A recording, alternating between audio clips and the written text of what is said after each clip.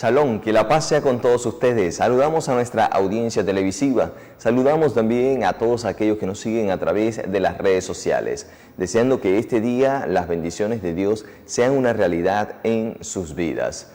Recordamos que este programa sale todos los días a las 7 de la mañana y luego a las 1:30 de la tarde a través de Antena Televisión Chimbote y luego a través de nuestras redes sociales, marcando el rumbo en Facebook, marcando el rumbo en YouTube. Allí también nos puedes encontrar y allí están disponibles todos nuestros programas. Una programación variada, una programación pensada todos los días para ti. Un mensaje de Dios directamente para nuestras vidas, un mensaje de Dios para nuestra salud, un mensaje de Dios para todas las áreas de nuestra vida, porque somos un ser humano completo y el Señor entonces trata con nosotros de manera completa. No hablamos solamente de un tema, sino diferentes temas para que de esa manera podamos encontrar una guía en medio de cada una de las situaciones que se nos presenten durante el transcurso de nuestra vida o en el transcurso del día a día. Bien, el día de hoy estaremos recordando cómo podemos hacer nosotros o al momento de orar a Dios, al momento de clamar pidiendo por sanidad, pidiendo milagro, pidiendo que nos ayude en medio de una situación por la cual estemos pasando, ya sean problemas, sean adversidades por lo que estamos pasando, una crisis. Hay una palabra clave o hay unas cosas claves que nosotros debemos hacer. Y eso lo encontramos en la Escritura, en el ejemplo del mismo Jesús, cuando tuvo que atravesar una crisis, tuvo que atravesar una situación similar a la nuestra. Jesús estaba, él como hombre que vino a la tierra, pero tenía también dentro de sí el poder divino, dentro de sí estaba el Espíritu Divino, por lo tanto él podía saber lo que venía más adelante. Entonces nos dice la Escritura que él sabía que le esperaba la muerte y la muerte de cruz, y antes de la muerte de cruz, él debía pasar por una serie de situaciones donde iba a ser traicionado, luego iba a ser apresado, iba a ser juzgado, pero en un falso juicio, iba a ser golpeado, herido, y todo esto iba a pasar y al final desencadenaría en una muerte, la muerte de cruz, que era la peor de las muertes en esos días. Él, sabiendo todo eso que venía, su corazón estaba angustiado y estaba entristecido. Es normal que cuando vengan esas situaciones nos llenemos de tristeza, nos llenemos de angustia y muchas veces no encontremos la salida a esos problemas. Si te ha pasado o está pasando una situación similar, Jesús pasó también en una situación como la cual nosotros podemos estar pasando. Él también lo sufrió, Él también lo sintió en su naturaleza humana. Es más, por esa razón Él vino como ser humano, para poder pasar situaciones como las que nosotros pasamos y poder entendernos. Y cuando nosotros pasemos por esa situación y clamemos a Él, Él entonces nos puede escuchar, nos puede responder porque nos entiende. Él también pasó por una situación similar. Ahora, sabemos que pasamos por situaciones así en diversas etapas de nuestra vida. Lo importante es saber cómo lo enfrentó Jesús, para que también nosotros hoy lo enfrentemos de la misma manera. Así que vamos al Evangelio de Mateo, capítulo 26, y veamos cómo enfrentó Jesús esta situación. Entonces, capítulo 26, versículo 36, entonces llegó Jesús con ellos a un lugar que se llama Getsemaní, y dijo a sus discípulos: sentaos aquí, entre tanto que voy allí y oro. ¿Qué hizo Jesús cuando estaba en medio de esta situación? Se fue al Getsemaní. El Getsemaní es el lugar que él tenía para orar. Y le dijo a los discípulos: espérenme aquí que voy a orar, voy a comunicarme con mi Padre, voy a clamar. Ya hemos estudiado en otro programa que nosotros debemos tener nuestro Getsemaní, nuestro lugar de oración, el lugar donde a solas, puede ser nuestro cuarto, cerramos la puerta y a solas allí oramos con Dios, le contamos nuestros problemas. Esto fue lo que hizo Jesús cuando estaba en condición de humano. Y tomando a Pedro y a los dos hijos de Zebedeo, comenzó a entristecerse y a angustiarse en gran manera. Jesús, al igual que tú y al igual que yo, ante una situación, sintió tristeza y sintió angustia, y no cualquier angustia. Dice la Escritura que sintió angustia en gran manera y no quería estar solo en medio de esta situación. Así que toma a Pedro y a los 2 hijos de Zebedeo, toma a 3 discípulos, los más cercanos, los más allegados a él, y los lleva al lugar donde él iba a orar. Esto nos deja un mensaje, nos deja una enseñanza. Cuando nosotros estemos pasando por situaciones críticas en nuestra vida, cuando estemos pasando por una crisis, no nos aislemos. Las personas que se aíslan son las que van cada día entristeciéndose más y más, y esa tristeza se hace crónica, luego terminan en depresión, encerrados en casa. Pero Jesús, ¿qué hizo? Tomó a 3 personas para que le acompañaran. No te aísles. Cuando estés pasando por situaciones adversas, por problemas, no te aísles, busca compañía, busca personas que te ayuden, busca las personas más cercanas a ti, que puedan estar contigo en ese momento, para que no te sientas solo. Pero lo más importante, personas humanas, personas como tú, pero dice que Jesús fue a orar al Getsemaní. Busca la dirección divina, busca al Señor sobre todas las cosas. ¿Qué más hizo Jesús? Entonces Jesús les dijo: mi alma está muy triste hasta la muerte, quedaos aquí y velad conmigo. Este Jesús humano pasaba por estas situaciones así como nosotros. Dice: mi alma está muy triste hasta la muerte. No se sentía nada bien, porque él sabía todo, tenía el presagio de todo lo que iba a suceder, sabía todo lo malo que iba a pasar, y entonces estaba muy triste hasta la muerte. Y yendo un poco adelante, se postró sobre su rostro, orando y diciendo: Padre mío, si es posible, pase de mí esta copa, pero no sea como yo quiero, sino como tú. Ya vamos a comentar ese texto, porque este texto es clave en la oración de Jesús. Porque ese texto, o esta frase que expresa Jesús, también es una guía, nos marca el rumbo de la manera en que nosotros también debemos conducirnos y debemos orar a nuestro Padre Celestial. Pero antes vamos a conocer el lugar del Getsemaní, a donde fue Jesús. Ese lugar donde él llamó a 3 de sus discípulos y se fue a orarle a Dios en ese momento en que estaba triste, en que estaba en agonía, en que estaba tan triste en sobremanera que dice que era hasta la muerte. Gracias a la Biblia tiene razón, conozcamos un poco más de ese lugar de Getsemaní. En el Medio Oriente existe una ciudad amada y deseada sin medida. Muchos la consideraban como el centro del mundo. Jerusalén. Tras las huellas de Jesús, una serie de 14 episodios para profundizar en la vida del Mesías y en los eventos relacionados con su muerte. Nos encontramos en el huerto de Getsemaní, un jardín en el que Jesús y sus apóstoles pasaron momentos de descanso y de oración, como también de gran agonía. El huerto de Getsemaní estaba ubicado al este de la ciudad vieja de Jerusalén, un recinto que se encontraba fuera de la ciudad y era parte del Monte de los Olivos. El mismo apóstol Juan da detalles de la ubicación del lugar. Juan escribió en el capítulo 18, el versículo 1, habiendo dicho Jesús estas cosas, salió con sus discípulos al otro lado del torrente del Cedrón, donde había un huerto en el cual entró con sus discípulos. El jardín de Getsemaní era un jardín público que se encontraba en la parte baja del Monte de los Olivos. Se cree que el jardín tenía unos 1.200 metros cuadrados y era también conocido por los discípulos, pues se encontraba también muy cerca del camino entre Jerusalén y Betania, lugar que habían transitado muchas veces.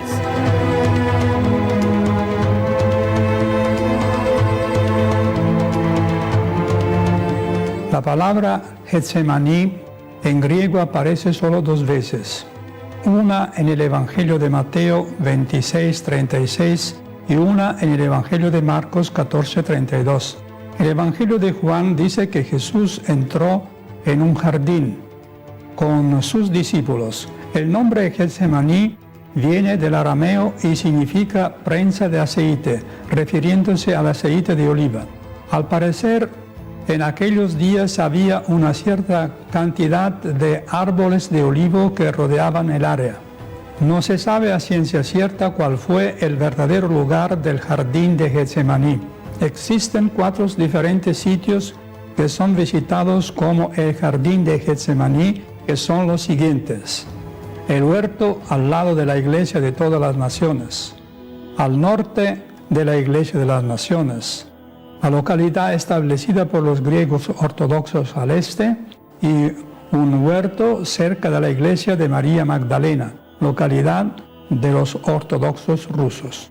El lugar más visitado es el huerto al lado de la iglesia de todas las naciones. En este huerto se encuentran unos olivares muy antiguos.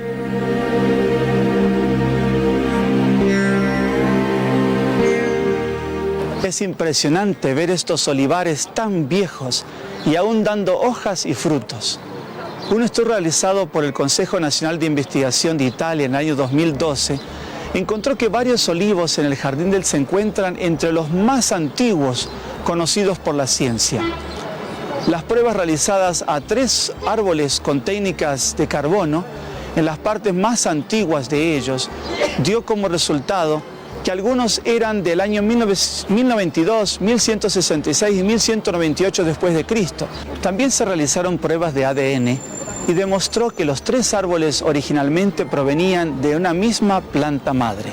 Esto podría indicar un intento de mantener intacto el linaje de una especie más antigua en el jardín del Getsemaní. Otra hipótesis es que los árboles fueron brotes de raíces más viejas aún que brotaron de olivos más antiguos. Sin embargo, Mauro Bernabei, un especialista, dijo que solo se logró analizar 3 de los 8 árboles más viejos que se encuentran en el lugar y se estima que los demás árboles son aún más antiguos. Wendy Babcock, una estudiosa, dijo que las raíces de los árboles más viejos son posiblemente mucho más antiguas y luego señala el reclamo tradicional de que los árboles tienen 2000 años de antigüedad. En Israel se encuentran otros olivos muy antiguos, especialmente en la ciudad de Arrabá y en Deir Hana, donde las pruebas han dado resultados asombrosos, marcando más de 3000 años de antigüedad. El historiador Flavio Josefo escribió que todos los árboles alrededor de la ciudad de Jerusalén fueron cortados por el ejército romano en su sitio a la ciudad de Jerusalén en el año 70 para facilitar la toma de la ciudad. De este dato histórico podemos concluir que los actuales olivos pueden ser brotes de antiguos olivos que se encontraban en el jardín del Getsemaní en tiempos de Jesús.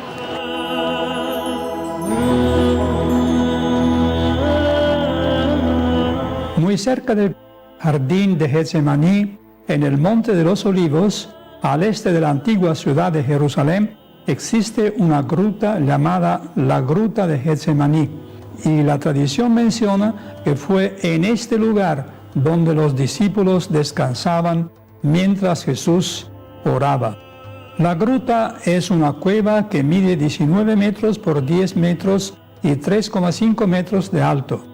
Análisis arqueológicos del área han dado como resultado que muy probablemente en el lugar se encontraba la prensa de aceite de olivas para la producción del aceite y que el lugar haya sido utilizado con propósitos agrícolas. Es probable que debido a esta gruta el lugar tomó el nombre de Jardín de Getsemaní, término que significa prensa de aceite. Además, es considerado como el lugar donde Jesús fue traicionado por Judas y en donde fue apresado.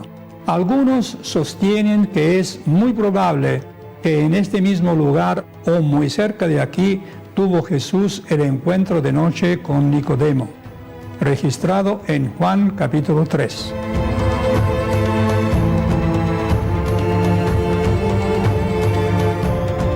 Jesús había visitado muchas veces este jardín del Getsemaní para orar y para descansar, pero ahora se acercaba el momento más difícil del ministerio de Jesús, las escenas del Calvario. El Evangelio de Mateo, en el capítulo 26, versículos 36 al 39, leemos: Entonces llegó Jesús con ellos a un lugar que se llama Getsemaní y dijo a los discípulos: Sentaos aquí hasta que yo vaya allá y ore. Tomó consigo a Pedro y a los dos hijos de Zebedeo y comenzó a entristecerse y a angustiarse. Mi alma está muy triste hasta la muerte. Quedaos aquí y velad conmigo. Pasando un poco más adelante, se postró sobre su rostro, orando y diciendo: Padre mío, si es posible, pasa de mí esta copa, pero no sea como yo quiero, sino como tú. Jesús conocía cuál era su misión, pero el peso de la culpabilidad de los pecados del mundo era una carga pesada de llevar, aún para el inocente Hijo de Dios. La presencia del Padre Celestial se estaba retirando, y fue allí en el Getsemaní donde Jesús tuvo que dirigirse a su Padre pidiendo fuerzas de lo alto. Fue aquí donde el enemigo quiso colocar el pensamiento en Jesús de que quedaría para siempre distanciado del Padre. Jesús tambaleaba mientras caminaba triste y lleno de angustia. 2 veces fue sostenido por sus discípulos para evitar caer al suelo. Como hombre, debía soportar la ira de Dios contra la transgresión. Como sustituto y garante del hombre pecaminoso, Cristo estaba sufriendo bajo la justicia divina. Ahora anhelaba tener un intercesor para sí.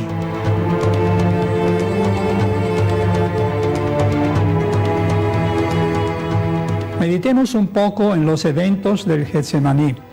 En su agonía, Jesús se aferra al suelo frío, como para evitar ser alejado más de Dios. De sus labios pálidos brota el amargo clamor: Padre mío, si es posible, pase de mí este vaso. Pero aún entonces añade: empero no como yo quiero, sino como tú. Mateo 26, 39.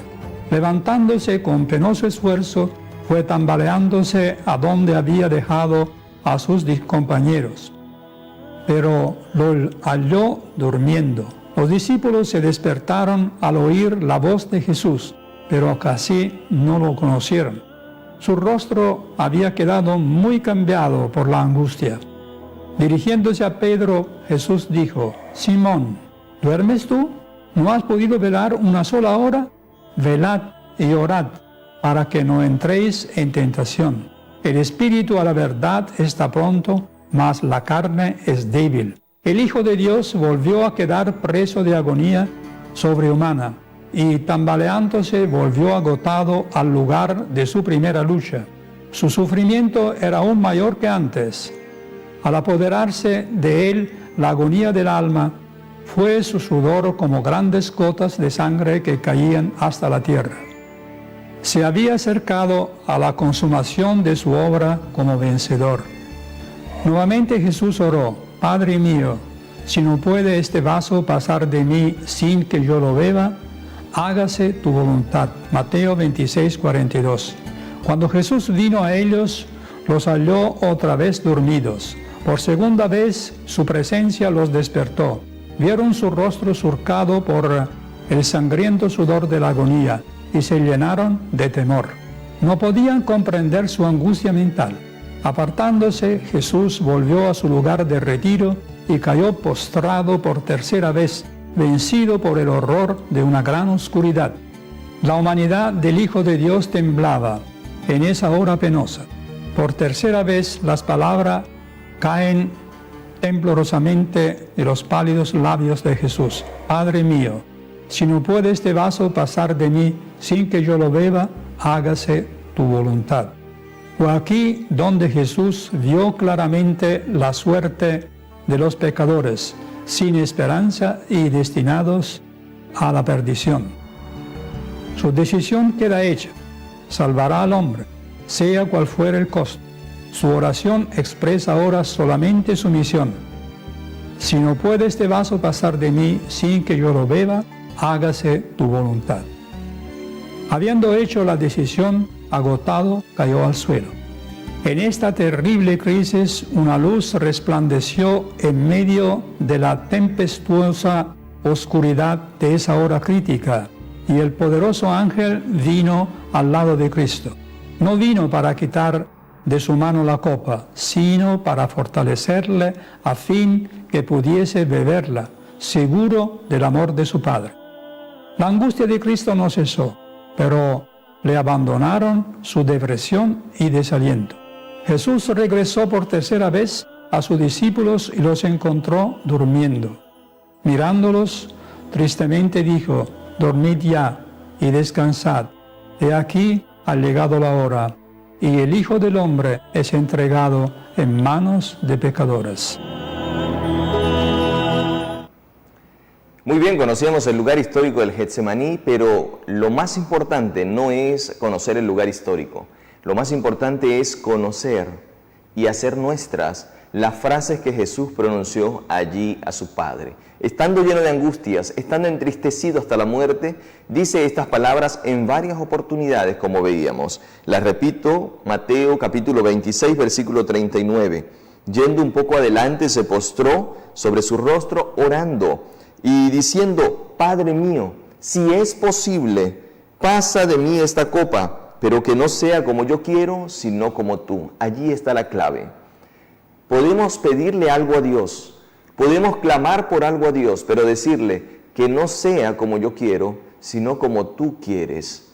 Que no se haga mi voluntad, sino que se haga tu voluntad. Más adelante lo repite nuevamente, encontró a los discípulos dormidos, luego vuelve a orar. Otra vez fue y oró, versículo 42, por segunda vez diciendo: Padre mío, si no puede pasar de mí esta copa sin que yo la beba, hágase tu voluntad. Es la frase que nosotros debemos unir a ese clamor, a esa petición que le hacemos a Dios, como Jesús la hizo allí en el Getsemaní. Que no sea como yo quiero, sino como tú quieres. Porque a veces nuestros caminos son unos, pero los caminos de Dios son otros. Nuestros pensamientos son unos, pero los de Dios son diferentes.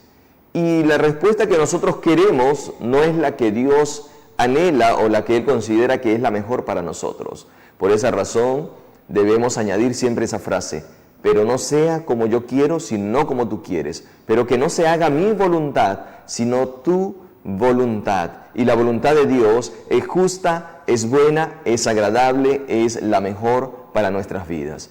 Así que en medio de este mundo religioso, donde ya la gente se le olvida pedirle a Dios que se haga su voluntad, nosotros como Jesús debemos decirle: pero hágase tu voluntad. Lamentablemente hoy hay una moda en el cristianismo, en la religión, donde la gente dice: no, yo decreto tal cosa y yo ordeno tal cosa, como que ordenan que Dios haga algo, quieren que Dios haga lo que ellos quieren, y no es así. Jesús mismo nos dio ejemplo. Debemos ir ante el Padre con humildad en oración y decirle: Señor, yo deseo tal cosa, pero no se haga mi voluntad, sino la tuya. De pronto los planes de Dios son mejores y sobrepasan lo que yo creo o lo que yo espero. Por esa razón siempre debo decirle: hágase tu voluntad y no mi voluntad. Colocar nuestros planes en sus manos. Cuando vamos a salir en la mañana, cuando vamos a ir al trabajo, a la universidad o a hacer nuestros trabajos: Señor, este día yo espero hacer esto y esto. Espero tener éxito en tal cosa, pero no se haga mi voluntad, sino tu voluntad. Voy al médico, yo espero que ya no tenga esa enfermedad, pero no se haga mi voluntad, sino tu voluntad. Voy a realizar X negocio para salir de esta deuda que tengo, pero que no sea mi voluntad, sino tu voluntad. Cuando yo pongo todas las cosas en manos de Dios y dejo que se obre su voluntad y no la mía, entonces Él puede obrar a nuestro favor. Y sus planes son buenos, son mejores que los que nosotros tenemos. Y si tenemos que atravesar por un momento de tristeza, como le tuvo que pasar Jesús, por un momento de dificultad, Él va a ir con nosotros y nos va a dar el poder y la capacidad de soportar cualquier adversidad que venga. Así que no olvides Este y todos los días, poner todo en las manos de Dios y decirle, no sea como yo quiero, sino como tú quieres. Hágase tu voluntad y no la mía. Amén. El Señor les bendiga. Nos quedamos con este mensaje de parte de sus amigos de Marcando el Rumbo. Nos vemos en una próxima oportunidad. Bendiciones.